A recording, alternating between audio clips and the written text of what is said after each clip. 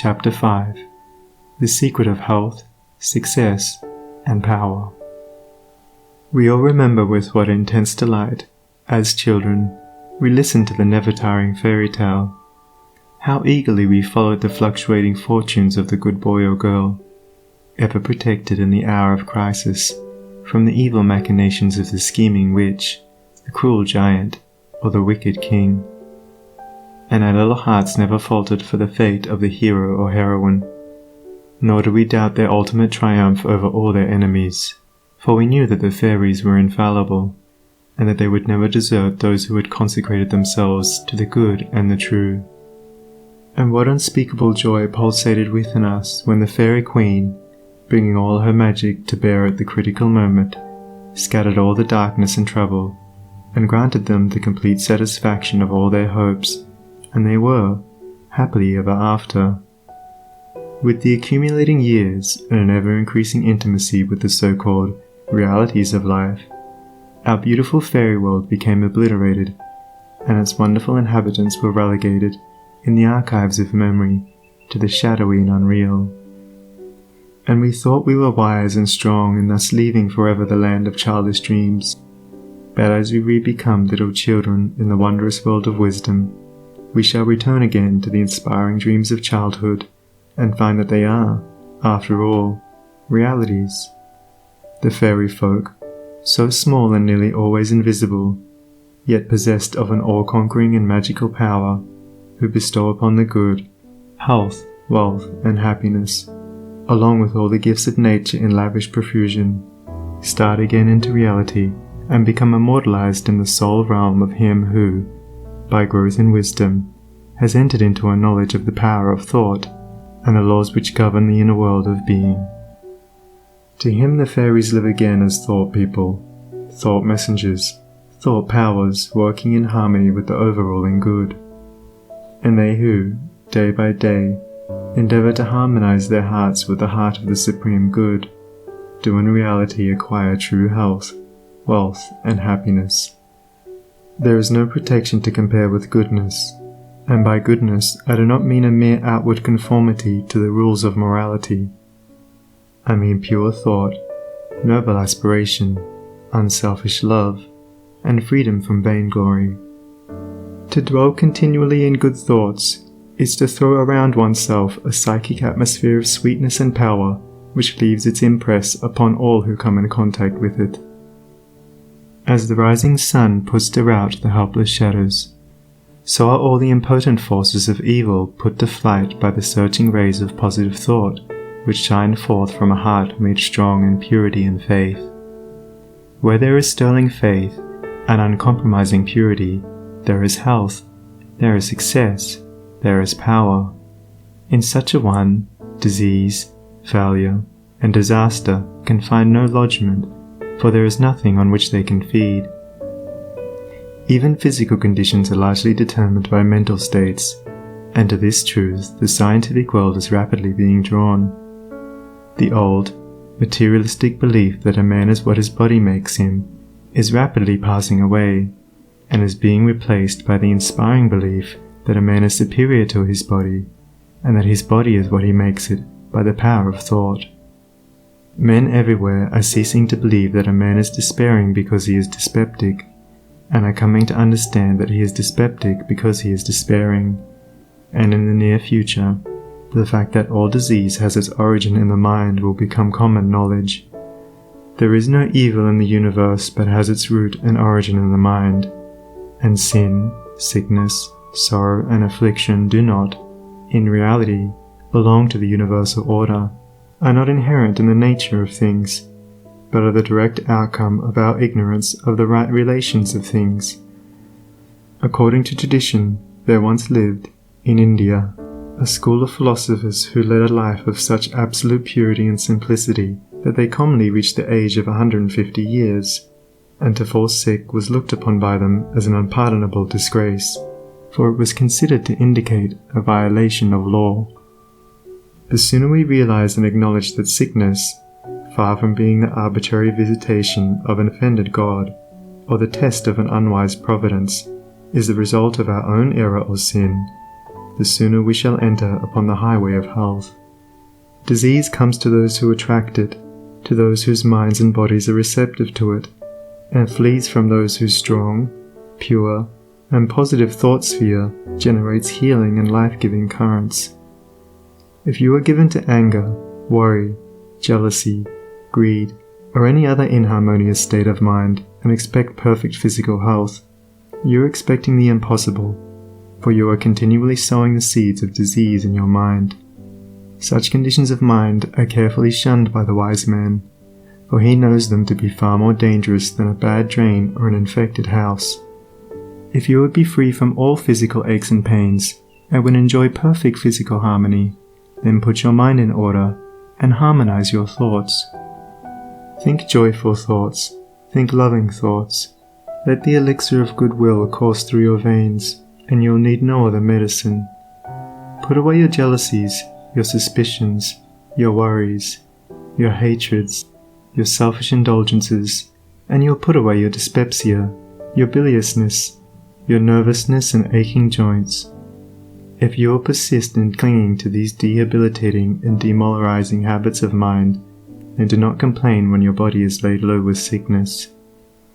The following story illustrates the close relation that exists between habits of mind and bodily conditions.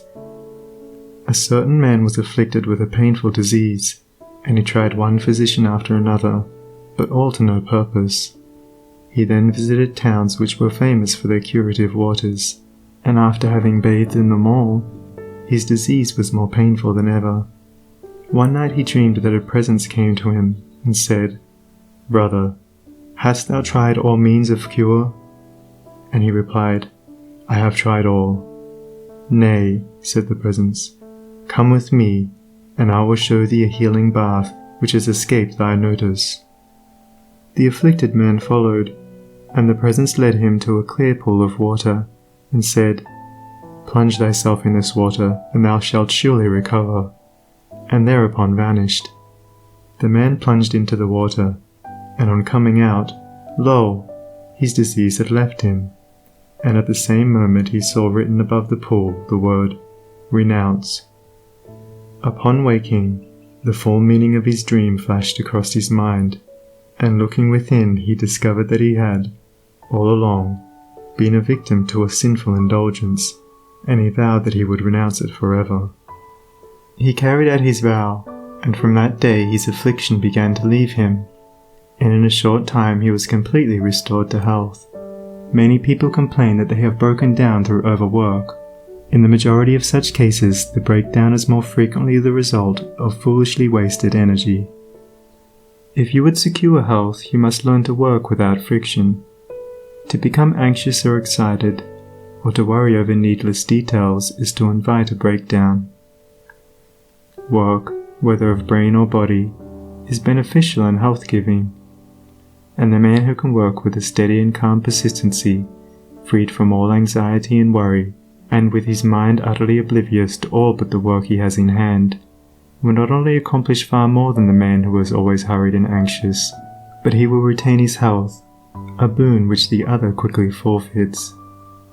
True health and true success go together, for they are inseparably intertwined in the thought realm. As mental harmony produces bodily health, so it also leads to a harmonious sequence in the actual working out of one's plans. Order your thoughts and you will order your life. Pour the oil of tranquility upon the turbulent waters of the passions and prejudices, and the tempests of misfortune, howsoever they may threaten, will be powerless to wreck the bark of your soul as it threads its way across the ocean of life. And if that bark be piloted by a cheerful and never-failing faith, its course will be doubly sure, and many perils will pass it by which would otherwise attack it. By the power of faith, every enduring work is accomplished. Faith in the Supreme, faith in the overruling law, faith in your work, and in your power to accomplish that work. Here is the rock upon which you must build if you would achieve, if you would stand and not fall.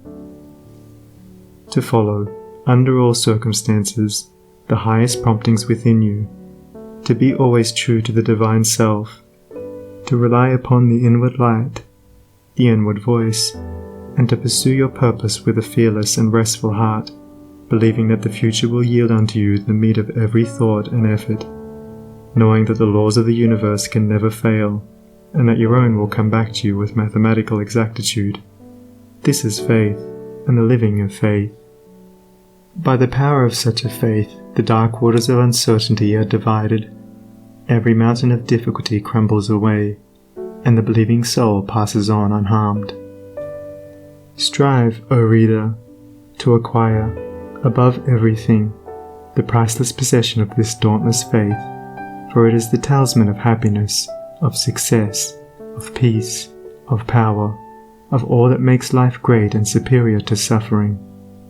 Build upon such a faith, and you build upon the rock of the eternal, and with the materials of the eternal, and the structure that you erect will never be dissolved, for it will transcend all the accumulations of material luxuries and riches, the end of which is dust. Whether you are hurled into the depths of sorrow, or lifted upon the heights of joy, ever retain your hold upon this faith, ever return to it as your rock of refuge, and keep your feet firmly planted upon its immortal and immovable base.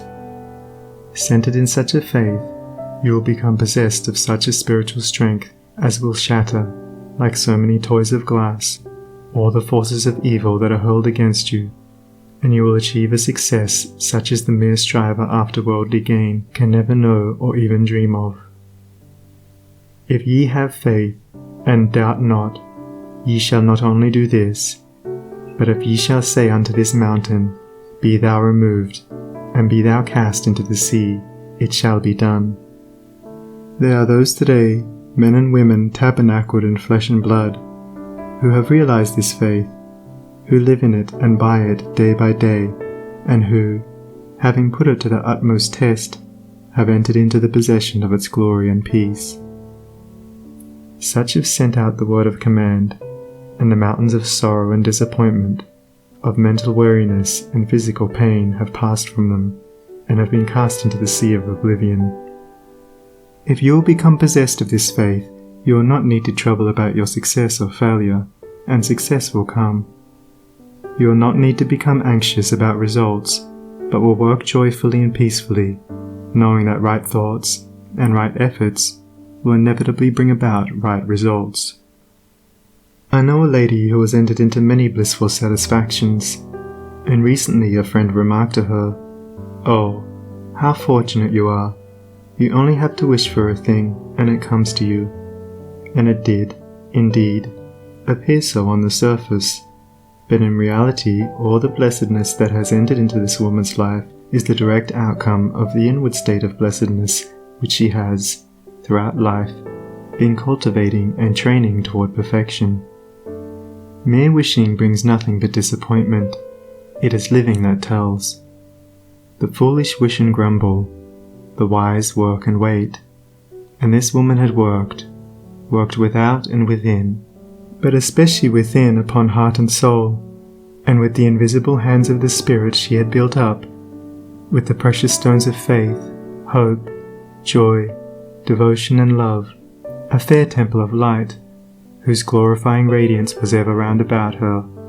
It beamed in her eye, it shone through her countenance, it vibrated in her voice, and all who came into her presence felt its captivating spell. And as with her, so with you. Your success, your failure, your influence, your whole life you carry about you, for your dominant trends of thought are the determining factors in your destiny. Send forth loving, stainless, and happy thoughts, and blessings will fall into your hands, and your table will be spread with the cloth of peace.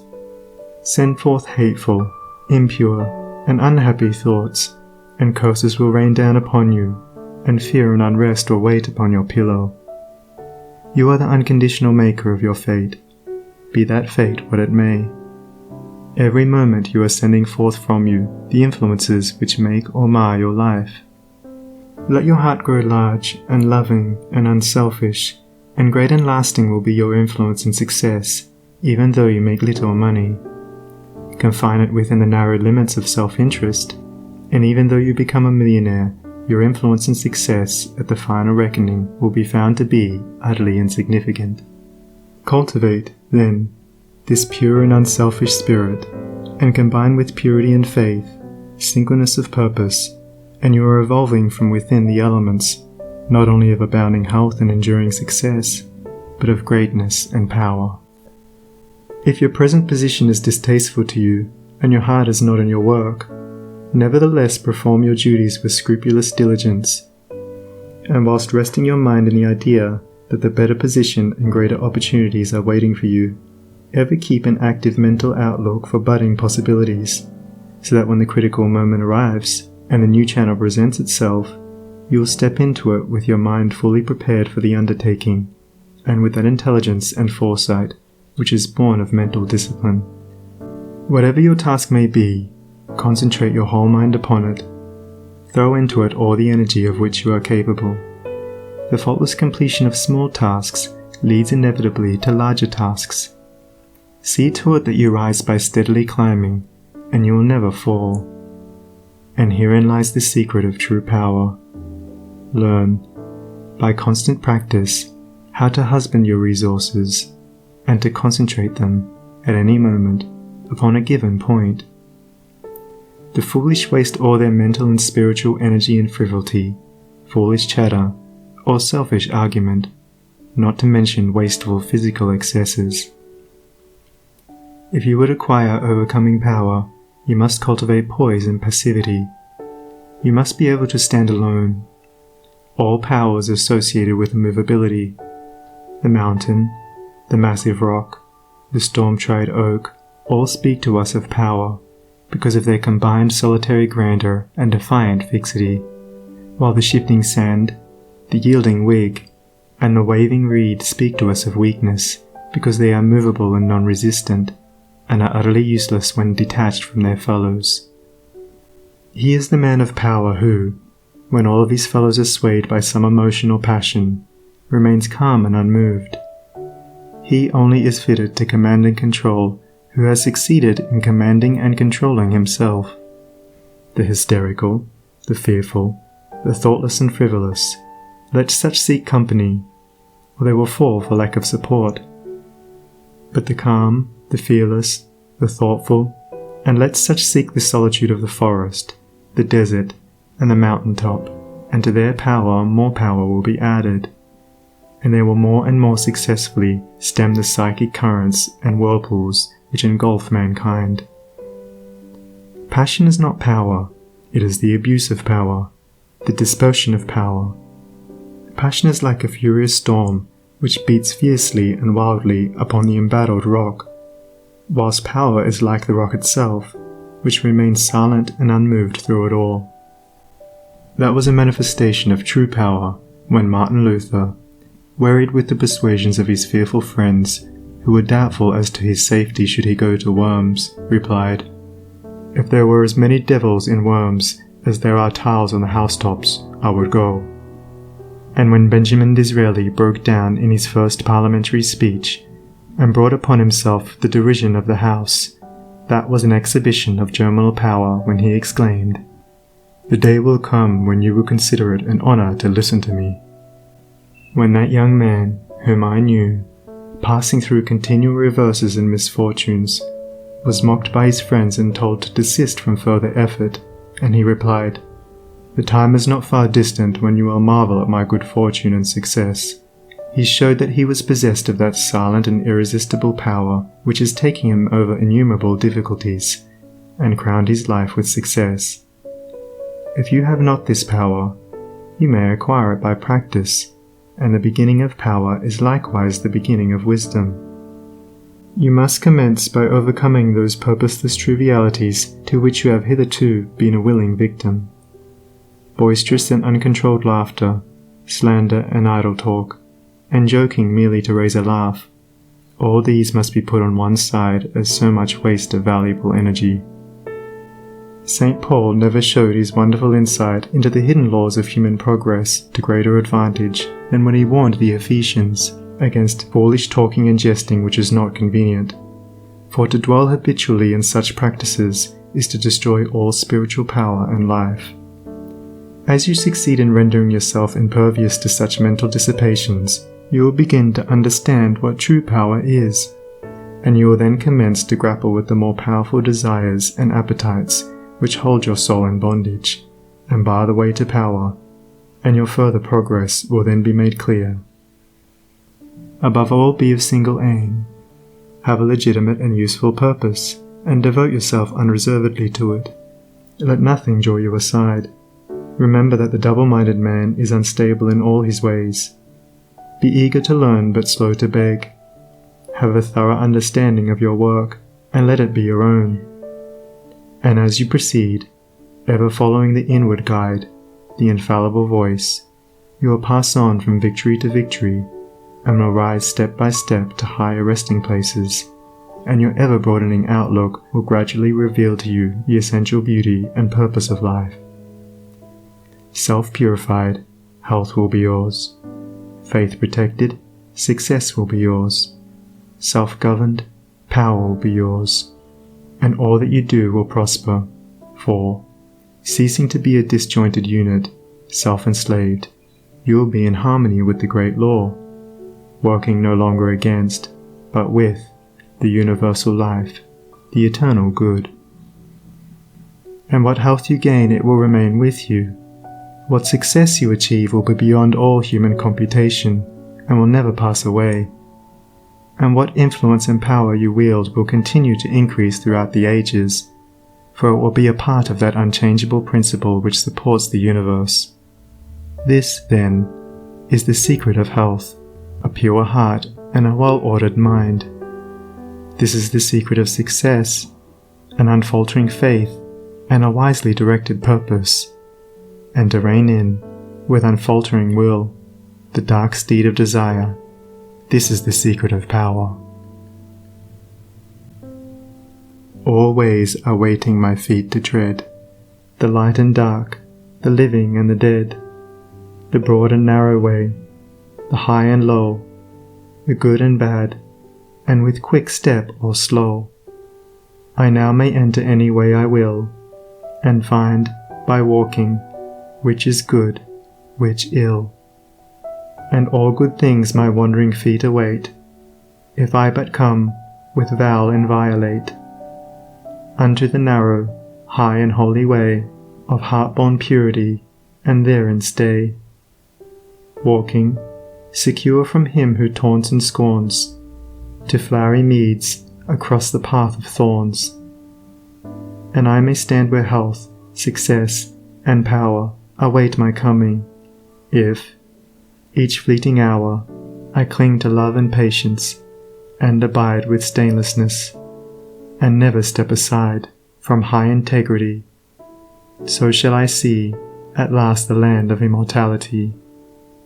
And I may seek and find, I may achieve, I may not claim, but, losing, may retrieve. The law bends not for me, but I must bend unto the law.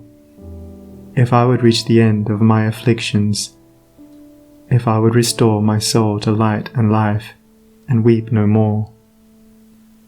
Not mine the arrogant and selfish claim to all good things, be mine the lowly aim, to seek and find, to know and comprehend, and wisdom-ward all holy footsteps wend. Nothing is mine to claim or to command, but all is mine to know and understand. End of Chapter 5. Recording by Sonnie Abdalla.